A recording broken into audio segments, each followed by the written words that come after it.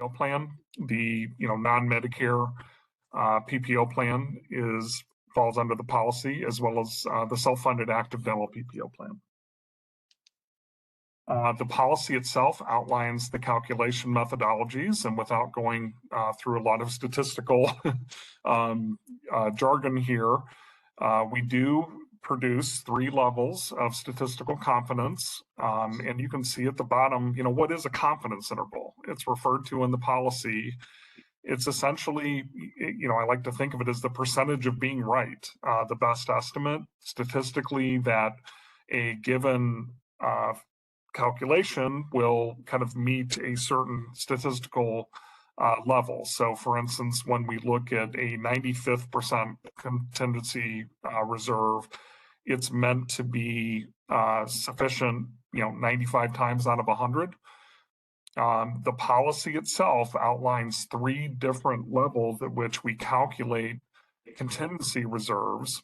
The 95th percentile is statistically significant on its own. It produces the lowest amounts of the 3. And historically, it's been practice, at least, going back long before I became Aon's actuary for SFHSS in 2017, the historical practice has been to adopt contingency reserves at the highest level, or the 99th percent confidence interval. And that has, created the maximum protection within the reserving profile for SFHSS. But I will also say, as far as I know, going back to 2007, I don't believe any monies have ever had to been used out of the contingency reserves that have been kept by SFHSS, which is a good thing. So transitioning to how these contingency reserves, fit into SFHSS financial accounting. So first of all, they're not a required liability per accounting rules. Those liabilities per accounting rules, and this is why we focus so much, for instance, in the external audit every year, it focuses on those liabilities that are required to be booked in financial statements per the accounting rules. So for instance, SFHSS needs sufficient assets to cover liabilities to avoid a deficit position or an insolvent position. Most notably, the incurred but not reported reserves that we calculate as of June 30th every year. The current auditor, MGO, audits those calculations every year, reports to the board on the results of those audit evaluations, and that is prescribed by Policy 212. And then other elements that are required to be booked could include advance payments received, any premiums due for services already received, or other one-time required liabilities like litigation claims. And the Sutter legal settlement would be an example of that, where you've collected the money but haven't yet necessarily embedded that period of time into the rates. So those are required liabilities per accounting rules. With contingency reserves, it really goes beyond accounting rules. And in this case, the Health Service Board has a policy that does require, from a prudent standpoint, SFHSS to hold a certain amount of funds. And that's where the contingency and rate stabilization reserves play in. They're footnoted on the financial statements.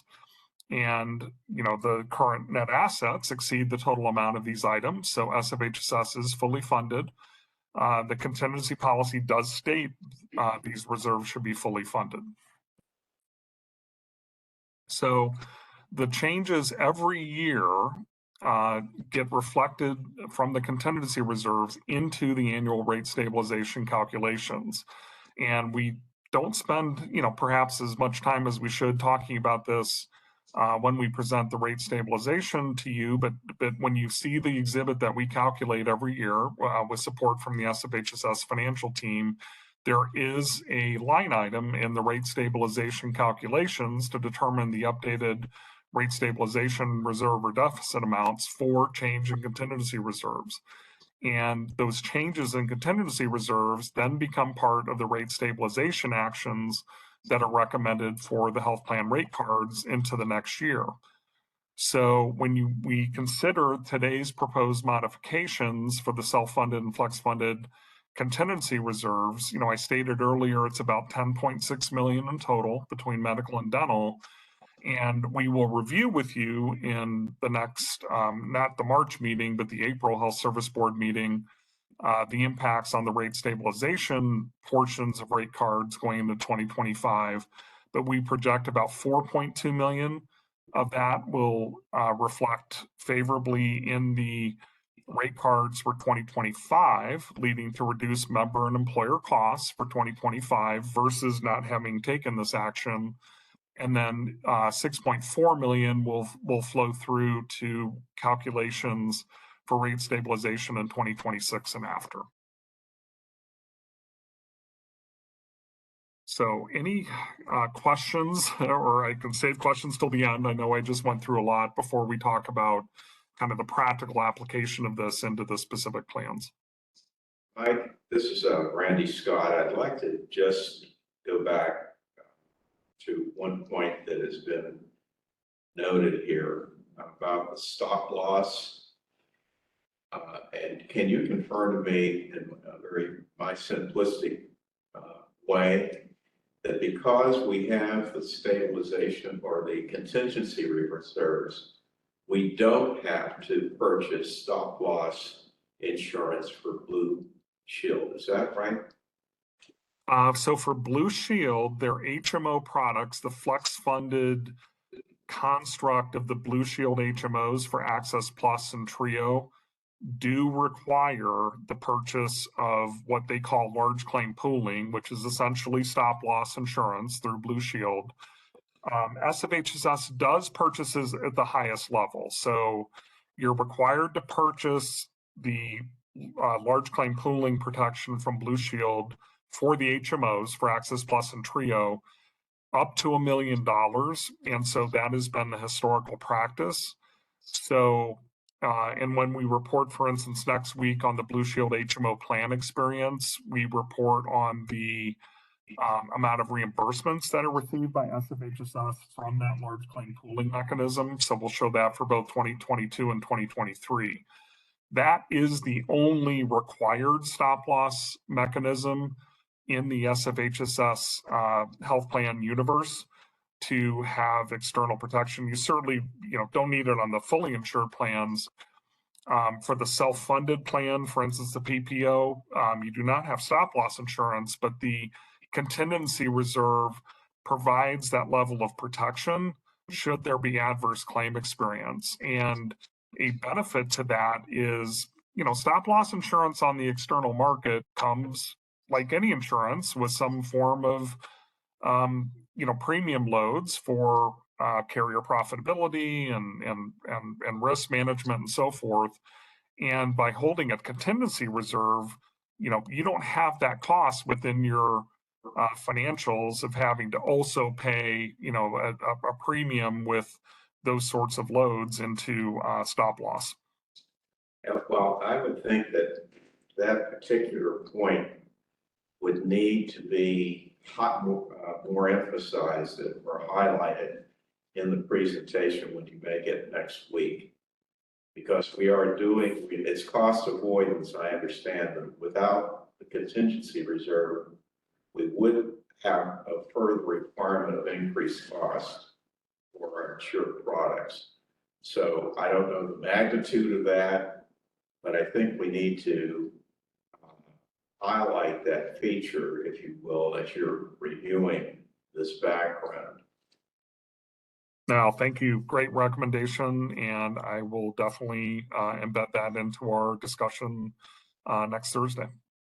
And as I said, it may be a minor impact in the overall cost of things. I don't have a sense of that. But the fact that we're able to, because we have contingency reserve as a matter of policy, forget the confidence level, that's another point that I'll get to later in the presentation.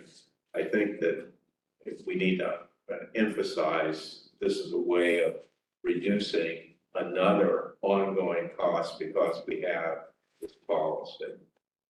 Yeah, totally agree. I mean, having contingency reserve is the most efficient way, cost-effective way to protect against adverse claim experience. All right. Okay. Thank you. Thank you. Mike, I have a question too, and this is on slide 14 about the reducing the total cost for the 2025 plan year by approximately 4.2 million. Yeah, right there. So so based on what you have shared with us today, my understanding is that that number 4.2 million or thereabouts is as a result of the shift in the confidence interval from the current 99 to 95, and therefore a lower amount needs to be baked in, so to speak, to the premiums to achieve that. Yeah, that's correct. And on the medical, that's exactly the case. The medical, we certainly advocate for retaining a contingency reserve, but modifying the statistical level of that contingency reserve. And for dental, as we'll go through, we're advocating for, setting the contingency reserve to 0. And I will talk why I feel, even though you would think eliminating a contingency reserve is not prudent for a health plan, why I believe it is for the dental plan. Okay, thank you. Okay. So for the medical, again, the framework is contained in contingency policy 210. And I, as your actuary, communicated in the January meeting as we presented what we usually do at the 99th percentile level or the highest of the 3 levels, but did verbally state, and through the good work of the board secretary, made sure that was captured in the notes from the January meeting, the amounts that could be changed for 97th and 95th percentile. And these recommended modifications in this recommendation would result in $8.5 million for the medical plans of the 10.6 total. And we'll talk about the other 2.1 on dental in a bit. The actual math of this, if you look at this table, the original approved contingency reserve amounts as of June 30th, 2023 are captured in the first column. So these are the same figures for the medical plans that you see listed down this page that you will see if you refer back to the January 2024 contingency reserve approval presentation. The modified reserve levels at the 95th percentile that we're asking for approval are shown in the second column, and the differences between the modified versus the original you see in the third column for dollars, fourth column for percentages. So the end state here is taking what had formerly been approved at 26.5 million roughly across all of the medical HMO and PPO plans to 18 million. And consider this, what we're talking about, again, is protection of contingency reserves on the self-funded plan cost elements. So certainly all of the PPO plan is self-funded, as well as the, I would say self-funded elements, non-capitated elements of your HMO plans. So for, again, the Blue Shield HMOs, that is about 2/3 of medical expense and all of pharmacy. On the Canopy Care, that's all of pharmacy and, about 10% of medical. So when you look at it relative, we know that the overall total cost, budget before breaking into member contributions versus employer costs is, a little over $1 billion. For us of HSS, but about 1/3 of those dollars would be considered self-funded or flex-funded. So it's still providing about 5% of total cost expectation protection, even with adopting the 95th percentile, which again is prescribed within the framework of contingency policy 210.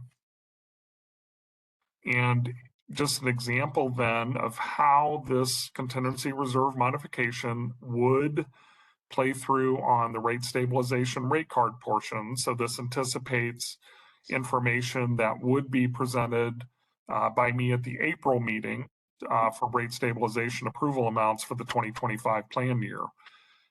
So for instance, this is the Blue Shield HMO / United Healthcare EPO. Most of this is the Blue Shield HMO, and the United Healthcare EPO is the same plans that are offered to the retiree split family members who are not yet Medicare. So for 2023, it was expected that we would have a shortfall, or in other words, there was a buy down in 2023 rates on the plan of 6,592,000. In hindsight, we had more of a shortfall based on how actual experience played out for 2023 of about 18.8 million in shortfall. So from there, we incorporate the change in contingency reserve. So if there's an increase in contingency reserve, for instance, using the figure that was approved in January, that's the 99th percentile column, it would add another 2,782,000 to the shortfall, creating a total shortfall in 2023 of 21,553,000. And then we incorporate the difference between that and the 6,592,000 into the updated rate stabilization balance for this plan that would then cascade into the rates for 2025, 1/3 of that by policy.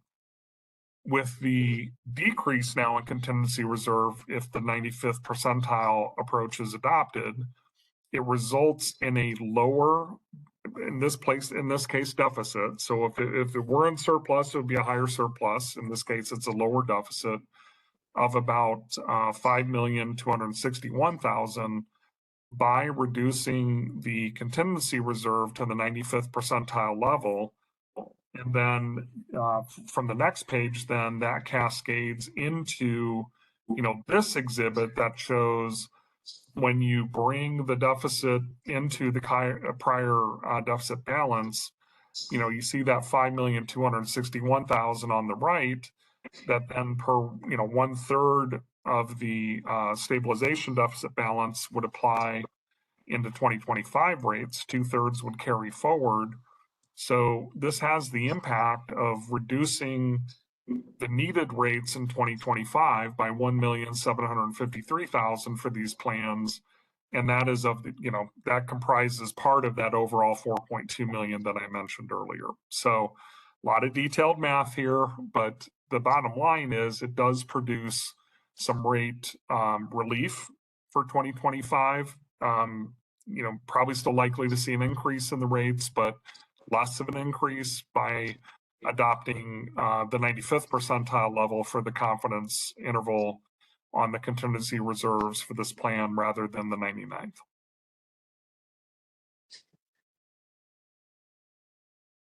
Mike, this is Randy Scott again.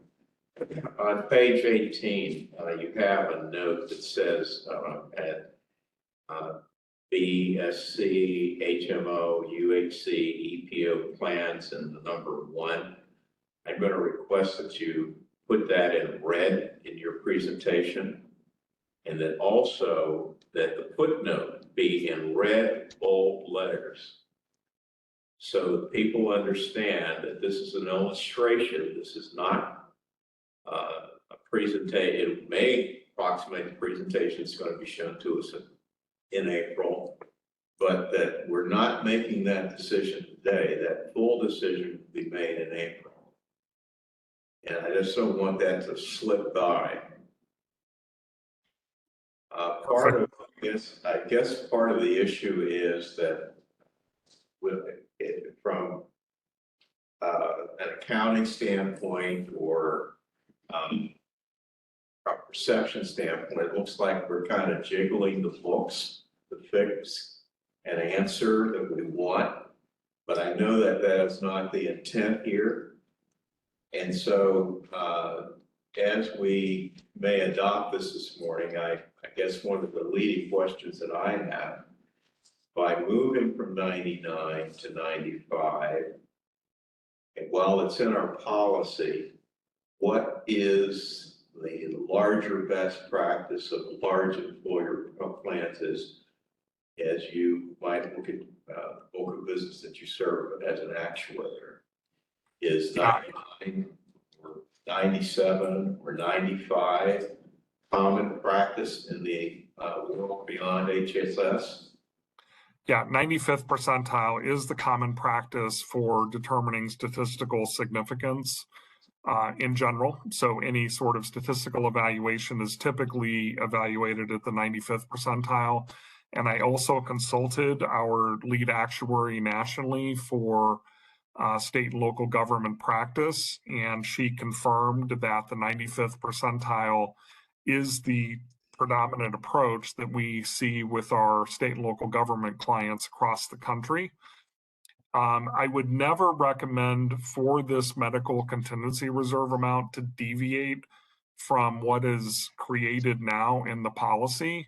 I feel going any lower than a 95th percentile confidence interval has the potential to possibly under-reserve your medical plans for the contingency that could happen with adverse claim experience. So from a statistical standpoint, the 95th percentile is, I would say, the typical standard for evaluating the confidence interval. Well, I don't know where that needs to be raised as a point, and I'm turning to the chair at this juncture, that question might be resident in the minds of our fellow commissioners who are not a part of this meeting this morning, or the general public, because, you know, you're going through and you're, quote, taking advantage of an accounting guideline that you've adopted as a policy, but it does indeed activate and lower overall rates. So why don't you do more of that? Why can't you go to 91 or 87 or something else? So I'm just saying that we need to put a hard guardrail, if you will. We've had a very conservative stance since the policy's been in place at 99, and now we're moving backwards. And yes, it's only 4%, but it has a magnitude of order and consequence like you're talking today. So I'm just suggesting that we need to get that on the table in a way that doesn't undermine what we might adopt here this morning, what might ultimately be adopted by the board. But we need to speak to the fact that we've taken a wider look, looked at industry practice, looked at what other large public employers are doing. And that is why, again, from a fiduciary, and one of our commissioners will undoubtedly raise that point, from a fiduciary standpoint, that we've done that, talked about it, considered it as we're making this broader recommendation. No, absolutely. Thank you for the suggestion, and we will absolutely do that going into the discussion next week. Because the employers may come back and say, yes, you did it last year, give us some more, you know, whatever reason. Why can't you drop it another 3%? You know, so on and so on. So, yeah, because this one is in our control, it's within our purview, we can make decisions about it, but you're recommending as a fiduciary, taking a look at the marketplace and how we compare to others, that this is the lower limit of what we should do prudently. And I think we need to say that on the front end of this so that we don't have a consequence come back a year from now internally from the employers, one of the largest of which is CCSF, to say, well, you know, you guys did that last year. Why don't you consider something else? Yeah, so I will absolutely stress the 95th percentile confidence interval is the kind of typically accepted level for statistical significance, and that I would never recommend going below 95th percentile for this contingency reserve calculation. Okay, well, I just put that out there, and I'm leaning on Mary to do the same thing at our meeting, and we can reinforce it when we come back in April as well. Yes, definitely, Mike, and thank you, Commissioner Scott, for bringing that up. I think that I do also have that kind of dark scenario concern that when bad times hit in the future, that it will be an exercise of you did it once, why not do it again? And oh, by the way, didn't you say that since the inception of this fund from in 2007, that we've not experienced a horrible event? So therefore, why not roll the dice? So I think, yeah, so I think putting guardrails, as Commissioner Scott put it, would be very important. If you can say it early, say it often, Yeah. and with your presentation with it, that would be great. Absolutely. Thank you. And then for dental, here the contingency reserve concept is absolutely prudent for medical plans. The plan exposure is uncapped when someone has a very large claim, and clearly those contingencies could occur where you have a higher level of claim activity as a result. So the financial limit on high cost claimants is capped for the member, but it is not capped for the plan. However, it's the opposite for dental. The plan's financial responsibility per member is capped through the plan annual maximums and lifetime orthodontic maximums.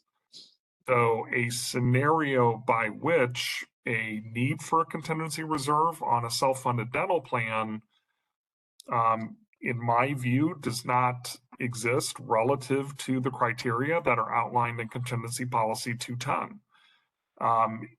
We've seen remarkably consistent claim experience over the years, very consistent utilization, and it's almost impossible to imagine a circumstance that could create a much higher level of dental plan utilization, resulting from a catastrophic event. And so we don't typically see dental plans coming under a contingency reserve policy, but it always has been part of the policy since its introduction in 2007. And so as part of this review and looking at the contingency reserve modifications proposed in this presentation, it's recommended that the contingency reserve be eliminated or set to zero as of June 30th, 2023, which would then create a little over $2 million in lower contingency reserves, specifically for the dental plan, as it was approved at about $2,060,000 at the January meeting. So the rate would then lower, based on the impact of the rate stabilization that would be proposed for action at the April 11th meeting. And because this particular recommendation falls outside of what the policy guides, it will require one-time exception of the contingency reserve policy 210 for the self-funded active employee dental PPO plan. And this committee, upon the recommendation of your actuary today, could consider a policy 210 modification for the removal of the dental self-funded active PPO plan from policy 210 at a later date.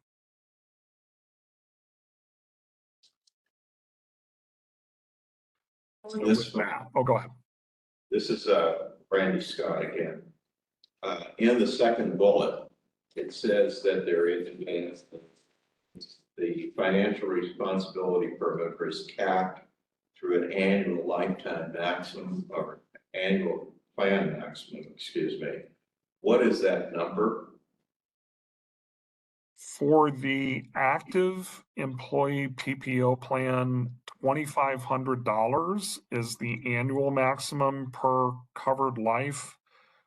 I would have to go back and look at what the lifetime orthodontic benefit maximum is. I think both those numbers need to be in the presentation and in red again, so that people understand what the upper limit of liability.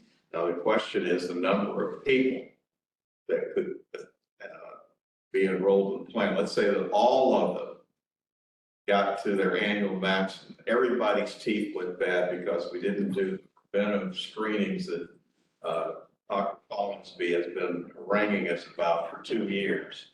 And so everybody has to go, and everybody reaches their lifetime maximum. What would that number look like? 70,000 times 2,500. There's Okay. about 70,000 covered lives in the dental plan. And so let me do the quick math. Approximately $175 million, where the current claim volume sits right around 40 million a year. Okay, well, I guess I wouldn't want you to pull that out immediately, but I think you need to have that kind of in your hip pocket. That if 50% of the population went off and maxed out on this, or 100%, what would those numbers look like? And you and I both know that's not going to happen. I mean, that would be like an impossibility for everybody to max out in both things at one time. So, and we do have the data from Delta Dental that I could put, this percentage of individuals achieve an annual maximum each year, and it's been very consistent. Yeah, I think that something like that needs to be done so that we don't have, again, I'm looking on the dark side of this.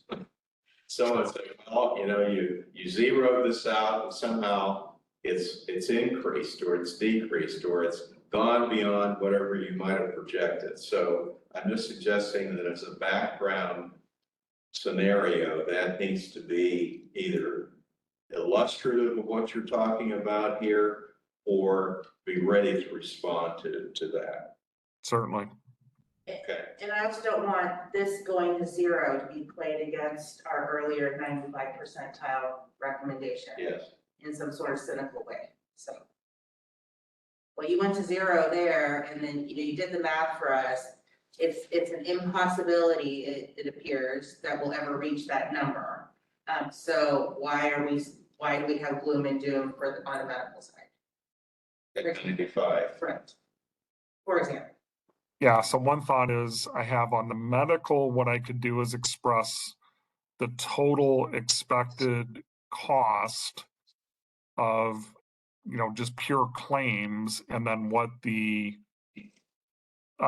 percentages of the contingency reserves, both 95th and 99th, are of those claims on the medical. But again, really emphasizing that planned exposure is uncapped. And then on dental, I can talk through, what those maximums are, what percentage, of the population achieves the maximums every year. Is that differentiator between medical and dental. And I'm not suggesting that you present that. That might be prompted again by Mary or another commissioner so that we get it on the record, but we need to be prepared to respond to it. I think if you say you can have those numbers, 25 and whatever the lifetime is number for the max in the presentation. But in terms of the implication of that, the what if, I think that needs to come as a question from the board to you to reemphasize it, just like I did here. Absolutely. So Yes. that's a cue point for you, I guess. I feel eyeballs burning the side of my head. I'll call in from Southern California and say,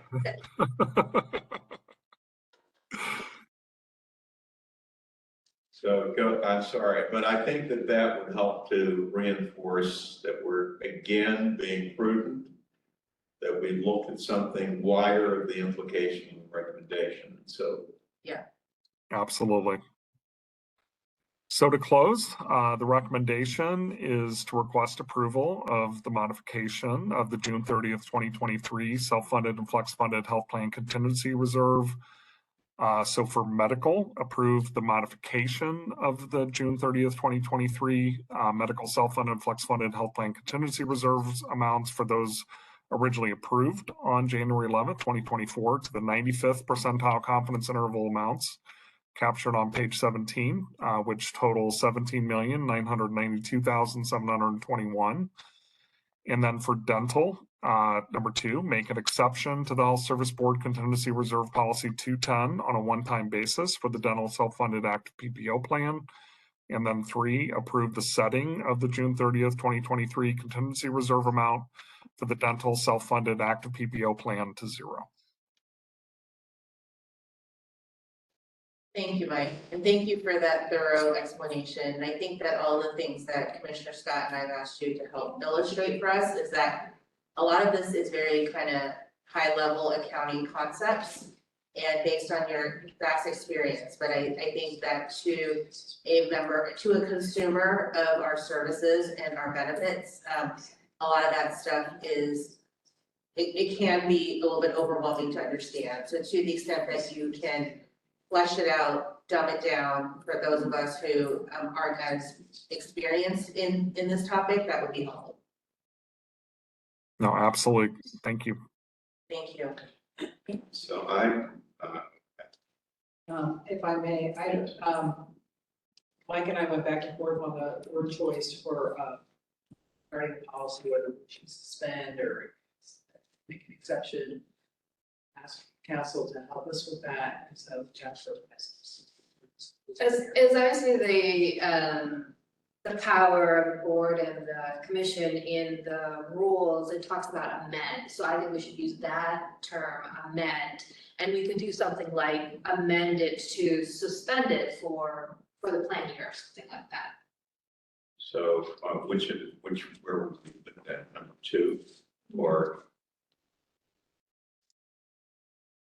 saying if the wording should be inserted in this? Yeah, so right here, I mean, so previously, and whenever you see, I would say the differences from the 1/3 stabilization policy, previously I had been asked to use the word suspend. You know, what we're talking about here is how to phrase the, you know, make an exception to suspend the, you know, amend the, that's essentially what we're talking about. Number 2. number 2. Number 2 is where we need to insert Correct. the Correct. recommendation, right, Jennifer? Yes, because number 1 is still encapsulated in the policy, right? The 210. Correct. So it's just adopting a different methodology prescribed in the policy. So no deviation at all from the policy on number 1. Right. It's number 2 where we say make an exception, and Jennifer is suggesting that we amend, Right. that we rather than say make an exception, that we amend the contingency reserve policy on a one-time basis for the dental self-funded active plan. For the year, for the plan year. For the plan year 2025. 2025. Yeah, and in this case, well, so what we're talking about is actually what the contingency reserve is as of June 30th, 2023. Because it has the downstream impact on 2025 rates, but the contingency reserve policy guides how we set contingency reserve amounts at the end of every fiscal year. And what we're talking about here is the amount as of the close of the most recent fiscal year. So I would say amend the contingency reserve policy 210 on a one-time basis for the June 30th, 2023 dental self-funded, you know, active PPO plan contingency reserve amount. Right. I just have a question. Would it be, I mean, we were thinking that we'd do this in a 2-step fashion, you know, and then to get this past this meeting. But the policy needs to be permanent. change. Right, well, I'm going to that next as a separate item. So that we're making clear what we're doing. So number two, with the word amend the policy and then the other words that you've used there, Mike, that you just stated. Sure. be- So I would say amend the HSB contingency reserve policy 210 on a one-time basis for, and then I would say the determination of the June 30th, 2023 dental self-funded active PPO plan contingency reserve amount. I'm going to ask that by the end of the day that you get that wording to our executive director, the secretary, and our council, just for one last look to be sure that everybody's comfortable with that. Absolutely. Yeah. So I will send an email to the executive director and the board secretary right after this item. And then if you could also please direct that to council. So I think Abby's point about item two, it says one time, that's a little confusing because the intention. I understand, but I want to do it once. And then number 4 in this item of recommendations would be that that we're recommending that the governance committee review policy 210 for the dental self-funded active PPO plan to determine whether this change, the amended one-time change, should be permanent. And that would be reviewed at a later date. Now, I know that's a cumbersome way to state all of that, but the intention is that we're doing it one time now, that this committee, the governance committee's intention on the record be to look at this issue as to whether we should make this permanent at a later date. Our next governance committee isn't going to happen till, I think, this fall. So that would be the time this would come up for review. That's the intent of my statement at this point. Yeah, I did state that at the very bottom of page 22. I could bring it back, in the closing slide as well. That's not necessarily, for vote on March 14th. I totally agree with you. I mean, so an ideal state is this is addressed by the governance committee. And if changes are recommended, ultimately adopted into the terms of reference before we have next January's contingency reserve amount presentation to the board. Yes, so, but the intent of what I'm saying in number 4 is to do exactly that. We set in the public record that the governance committee is going to look at this fall and review it with actuarial and legal guidance, staff, leadership guidance, and make a determination as to whether this is a prudent thing to do, to recommend to the board that this be done on a permanent basis. And we'll fix up the wording and the terms of reference and the rest of it. So Absolutely. that's And in list terms, for this be reviewed. and in terms of the policy itself, as much as we've talked about this, the only thing that would have to change in the policy document itself is like this bullet would need to be stricken, and that is it. That is the only, upon my reading of the policy, the only thing that would have to happen to the policy document itself on that contingency, no pun intended, would just simply be to delete this line from the policy. So, And you can make that recommendation this fall, and we'll probably do exactly that. But what we're doing here at this point is setting the table to do that in the fall and doing it on the record now. absolutely. Okay, so that's the way I recommend we handle that. So following it out, everybody knows we've done it on a one-time exception basis. We've amended it today. This fall, we're going to take a look as to whether we're going to make it permanent. Agreed. And so with that, I'm not ready to move the following, if there's no further discussion. I move that we accept the recommendation as amended by our actuary and by this committee on page 24. I second. So the item has been properly moved and seconded, and we'll now open it up for public comment. Thank you, Chair Howe. Our public comment period is now open, and our slide will be displaying on the screen for those watching on WebEx. In-person public comment will be first, followed by remote public comment. For those callers on the line, press *3 to be added to the public comment queue. For those watching the meeting on WebEx, click on the raise hand icon to be placed in the public comment queue to speak. We'll begin with any in-person public comment, and no one has approached. We'll move to our moderator, who will let us know if there are any callers in the public comment queue at this time. Board Secretary, we have 0 callers on the phone line and 0 callers have entered the public comment queue at this time. Thank you, moderator. Hearing no further callers, public comment is now closed. Thank you. And we'll take a roll call vote now. A roll call vote starting with Chair Howe Aye. and Commissioner Scott. Aye. Great, the matter is passed, and we will discuss this further at the full board meeting next Thursday. So, thank you. Next agenda. All right, thanks, everybody. Take care. Thank you, Thank you, Mike. Michael, for your Bye-bye. work, and you and your team. Absolutely. Thank you. Agenda item number 5 is review and approve the 2023 annual board self-evaluation report. This is an action item and will be presented by the board secretary.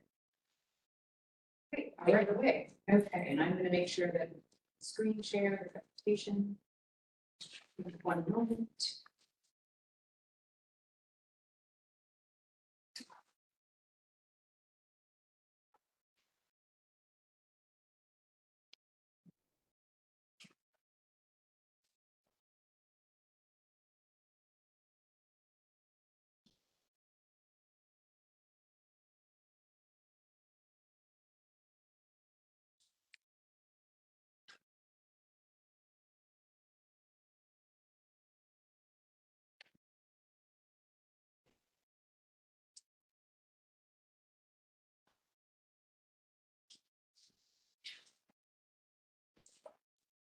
So thank you, commissioners. We are completing our process of the annual self-evaluation.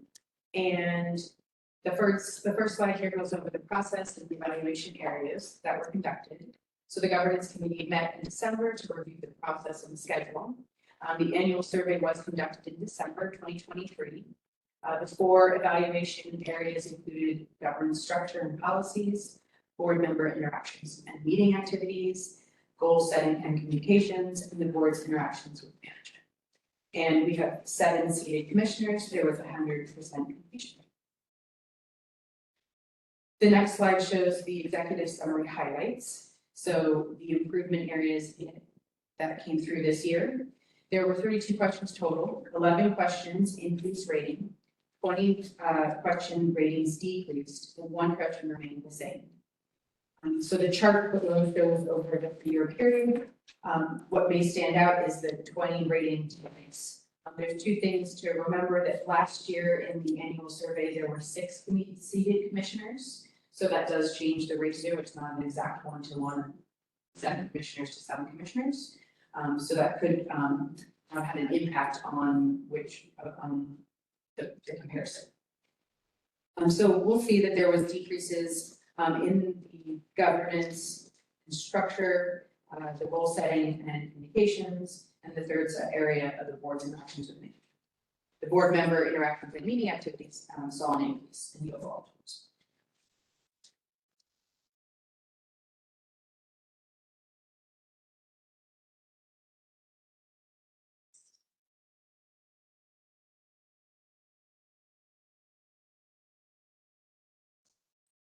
So this slide shows the areas of improvement from 2023. So each year the board and the commission looks at areas that they want to improve. All of these sections show improvement from one year to the next.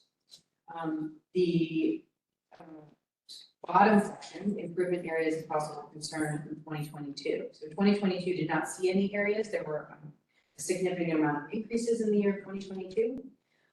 So this does give us insight into the board's changing priorities year over year.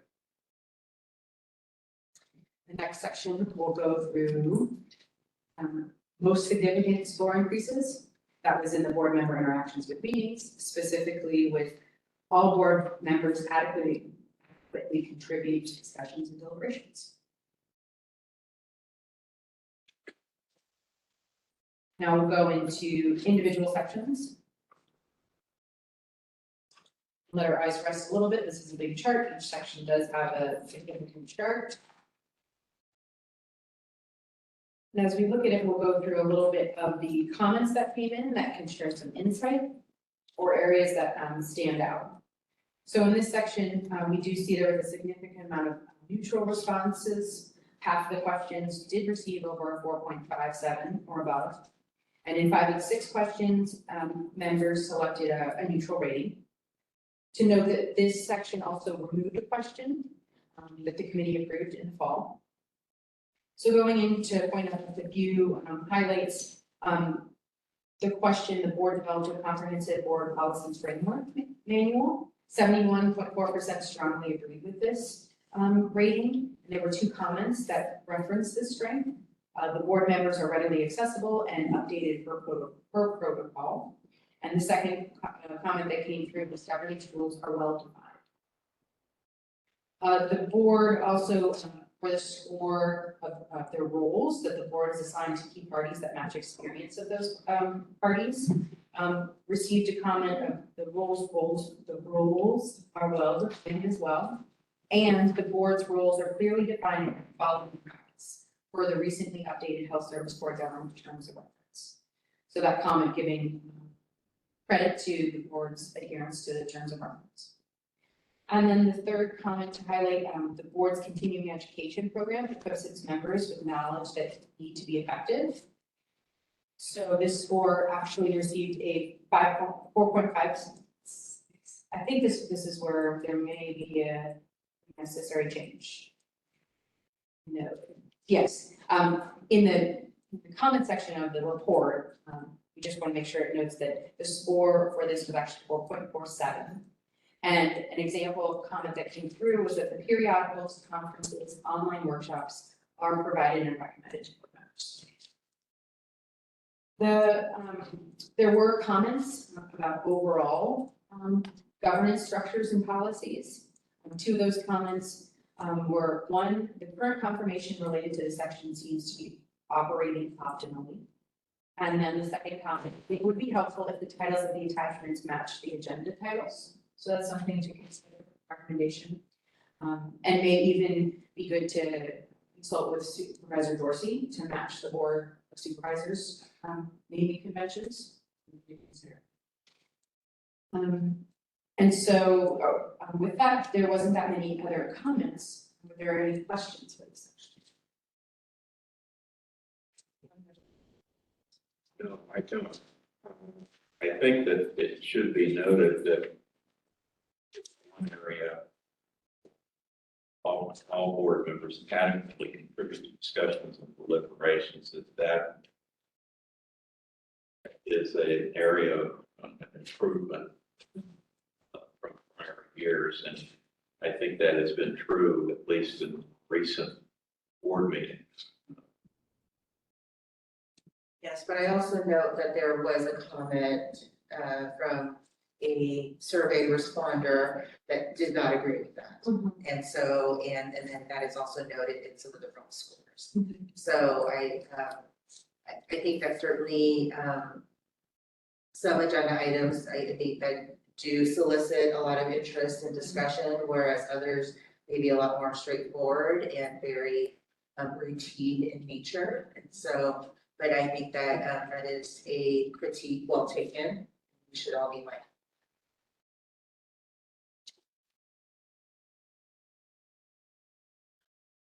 So Holly, as this is presented, you went into the details of the presentation, but left that one slide on the screen. So the question is, where is the stuff that you described as you're going through this circle? So for the presentation, there's just the scores in the board report, which was publicly posted. Okay. Members can follow along with that. I think you need to make that reference or either stop at I don't know what, where maybe the executive summary highlights page, okay? Because you went off script and I kept looking at where she, I don't see that in the numbers that are in front of me. I see. So by putting the executive summary highlights, stopping right there in the presentation and then going on to what you just said verbally and where you extract it coming from a more detailed report, all the stuff that you just said, I think help to orient public as to what you're doing. Would it be helpful to do that now, or are you saying for the full board? For the full board, Okay. not now. But just, I think just stopping the executive summary highlights page in the presentation and then go on to explain what the key findings were would be, I think. So orient is all. Yeah. Thank you. So the next section will have the details in the report. We can move on to the chart. Does that make sense? You want to go through those charts in detail? If that's helpful, that's what's in the presentation. I would think not. I think that the fact that if you land on a summary page and then do the commentary that you just did, referring to the detailed report, that would be it. And then get the reactions from the board Oh, rather than going through each chart individually. yeah, so not necessary. I don't think it Okay. is. I heard of the executive director of the council. Yeah, I mean, yeah, because otherwise we'll get into a long discussion on it. Yeah, and so I think if you hit the summary page, then have your narrative using the more detailed report, saying that in the detailed report, which is also posted online, these are the key observations. That I think would be helpful, and then turn to the board and ask them if they've got any questions.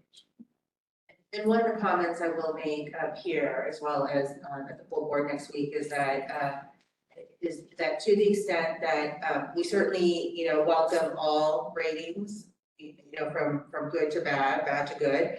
But to the extent that there are concerns about how our board functions, I think that is probably feedback that should be brought to the president of the board sooner than later, so that we are not, so that comments such as, that there's not adequate contribution by all members, and also there seem to be concerns with attendance, that those could be addressed early, and so that those concerns can be dealt with. Yeah. So I think that I know that personally I've missed a few meetings, and but those have generally not been surprises. And so I think that we should be able to, if there are concerns with attendance in general, I think that is a topic that should be discussed with if that is our opinion. Okay. All right. And so knowing that you have the report and the presentation is based on charts, are you comfortable moving through, or would you like to go through anything else in detail? Sorry? Would you like to go through anything else in detail, or? No. No, it's great. I think we've had it. I don't know, had it, but I think we've covered it. Since this is an action item to be recommended to the full board, I think we need public comment. We've had conversation. We should have public comment about the item, all public comment. Yep. Then we can vote. or do we need a motion? Oh, we do need a motion. I That's move right. that we adopt the board self-evaluation report as printed, distributed, and discussed. Second. Now we can move to public comment. Our public comment is now open. Instructions are being displayed on the screen for those watching on WebEx. In-person public comment will be first, followed by remote public comment. For those callers on the line, press *3 to be added to the public comment queue. For those watching the meeting on WebEx, click on the raise hand icon to be placed in the public comment queue to speak. And we'll begin with any in-person public comment. No one has approached. Our moderator will notify us of any callers in the public queue. Board Secretary, there are 0 callers on the phone line and 0 callers have entered the public comment queue at this time. Thank you, moderator. Hearing no further callers, public comment is now closed. Thank you. We'll take a roll call vote now, please. A roll call vote starting with Chair Howe, Aye. Commissioner Scott, Aye. The matter passes and we'll be discussing it further at the full board next week.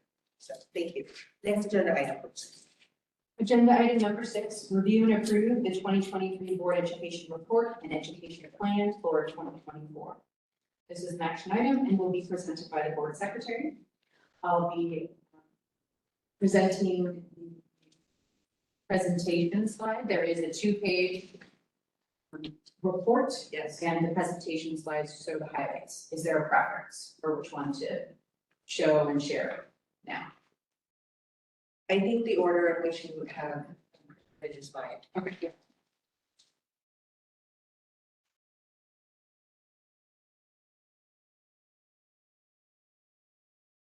I'll be pulling that up.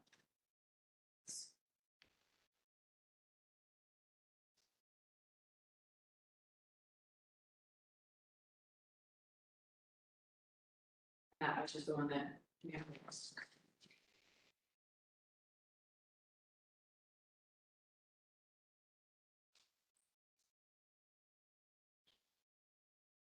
So thank you, commissioners. This again is the board education report from 2023 and informs the education plan for the 2024 year.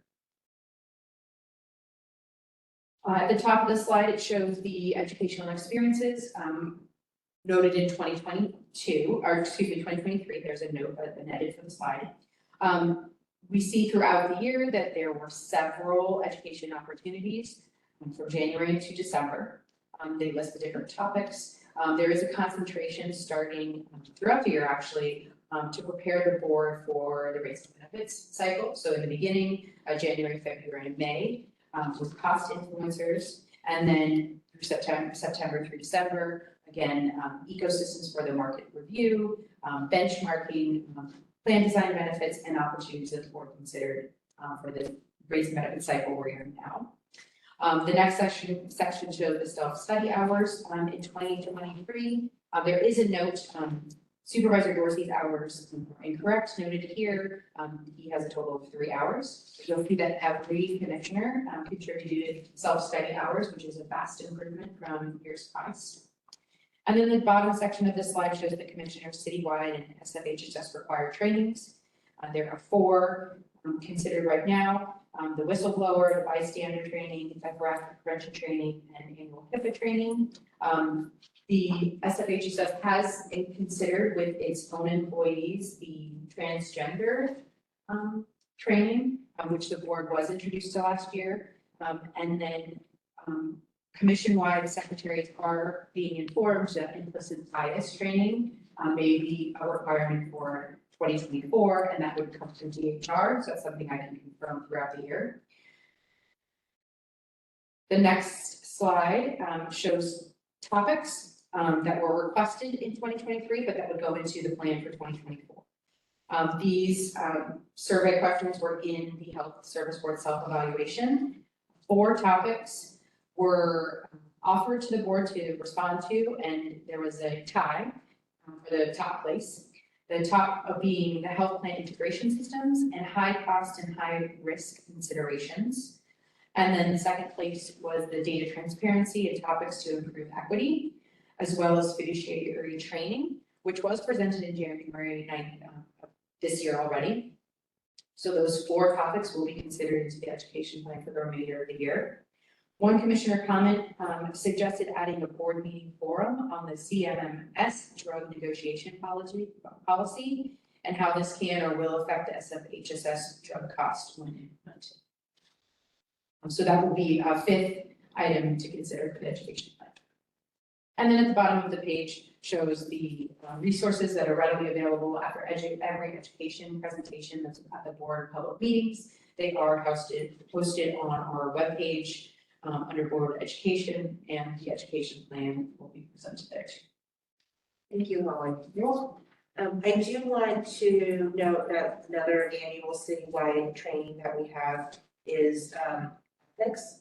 So if you could please note that on the plan, that would be great. Yes, and that's the ethics training that's coincides with the Form 700. Right. Correct. So it's in the portal of the Form 700. Yes. Yes. And on that same page, these are educational experiences offered in 2023. And self-study education hours offered in 2023. Correct, yes, edits that need to be made. Okay. Yeah, said I did this last year. I'm okay living in the past. No. So with that presentation, first of all, I'd like to thank Holly publicly in this meeting for diligence and work on not only this effort, the education plan, but the prior effort of the annual board self-evaluation, as well as the upcoming assessment of the executive and evaluation of the executive director. And thanks again for your diligence and work on this in this area. I would move that we adopt the education plan as presented I second. and edited. Second. And now that it's been properly moved and seconded, we'll open up for public comment. Thank you. Public comment is now open. Instructions are being displayed on the screen for those watching on WebEx. In-person public comment will be first, followed by remote public comment. For those callers on the line, press *3 to be added to the public comment queue. For those watching the meeting on WebEx, click on the raise hand icon to be placed in the public comment queue to speak. We'll begin with an in-person public comment. No one has approached. We'll move to our remote public comment, and our moderator will notify us that the callers in the public comment queue. Board Secretary, there are 0 callers on the phone line and 0 callers have entered the public comment queue at this time. Thank you, moderator. Hearing no further callers, public comment is now. Thank you. We'll take a roll call vote. A roll call vote starting with Committee Chair Howe Aye. and Commissioner Scott. Aye. All right, then the matter passes and will be reviewed further. The full board meeting next week. Actually, Holly, one more typo on this grid, February 9th, 2023. Yes. Thank you. Thank you. Great. Next agenda item, please. Agenda item number 7, vote on whether to hold closed session to review and approve the 2023 annual employee performance evaluation report. This is an action item and will be presented by Committee Chair Howe. Thank you. And so on an annual basis, we have the privilege and the ability to rate and evaluate the performance of our executive director. And so we generally conduct that in closed session. So, so we will need to move to have that discussion. I move that we hold a closed session to review and approve the 2023 annual employee performance report. Second. And now that it's been moved and seconded, we'll take public comment. Thank you. Public comment is now open. Instructions are being displayed on the screen for those watching on WebEx. In-person public comment will be first, followed by remote public comment. For those callers on the line, press *3 to be added to the public comment queue. For those watching the meeting on WebEx, click on the raise hand icon to be placed in the public comment queue to speak. We'll begin with any in-person public comment. No one has approached the podium. We'll move to our remote public comment, and our moderator will notify us of any callers in the public comment queue. Board Secretary, we have 0 callers on the phone line and 0 callers have entered the public comment queue at this time. Thank you, moderator. Hearing no further callers, public comment is now closed. Given the constraints, I don't know what your time on that is there. Could we take a break? Yes. In recess. Pardon? That's not all. Did you get coffee? No, I think. Why don't you go do that? I'll give you coffee. Yes. If you guys want some. No. No. And a break of 10 minutes? Yes. Yes, that'd be fine. Yes, thank you.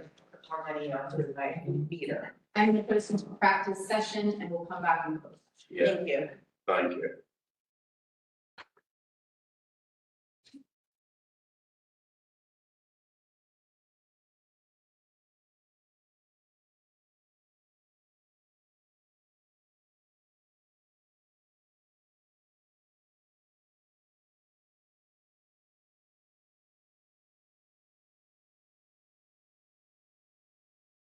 Committee Chair, now we're ready to go. Great, thank you, everyone. We are now convened in open session. Next agenda item, please.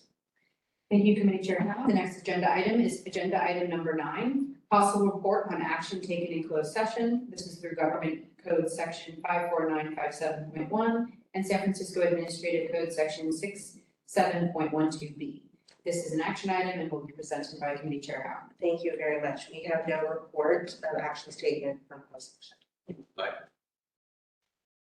We need a motion on this. I move that we not report on discussion or any actions that we took during closed session under the appropriate government position cited in the item. Second. Now it's been moved and seconded. We can have public comment. Thank you. We'll move to our public comment and I'll be displaying our instructions on screen. Public comment is now open. Instructions are being displayed on the screen for those watching on WebEx. In-person public comment will be first, followed by remote public comment. For those callers on the line, press *3 to be added to the public comment queue. For those watching the meeting on WebEx, click on the raise hand icon to be placed in the public comment queue to speak. We'll begin with any in-person public comment, and no one has approached. We'll move to our remote public comment, and there are 0 callers on the phone line and 0 callers have requested public comment. With that, public comment is now closed. Great, thank you. The roll call vote, please. A roll call vote, starting with Committee Chair Howe, Aye. Commissioner Scott. Aye. All right, the matter passes. Next item, please. Thank you, Commissioner. Howe, the next item, agenda item number 10, vote for the left whether to discuss any or all discussion held in closed session. This is through San Francisco Administrative Code 6712A. This is an action item and will be presented by Committee Chair Howe. Great, thank you. I move that we not disclose any discussion held in closed session. I second the motion. We'll have public comment, please. Public comment is now open. This instructions are being displayed on the screen. For those watching on WebEx, in-person public comment will be first and followed by remote public comment. For those callers on the line, press *3 to be added to the public comment queue. For those watching the meeting on WebEx, click on the raise hand icon to be placed in the public queue to speak. We'll begin with any in-person public comment. No one has approached. We'll move to our remote public comment. And there are 0 callers in the public comment queue at this time. Public comment with no further callers is closed. Thank you. We'll take a vote, please. A roll call vote starting with Committee Chair Howe Aye. and Commissioner Scott. Aye. The motion passes. So now that we have come to adjournment, and I call the May 5th Governance Committee meeting of the Health Service Board adjourned. Thank you. His favorite one. Get that recording.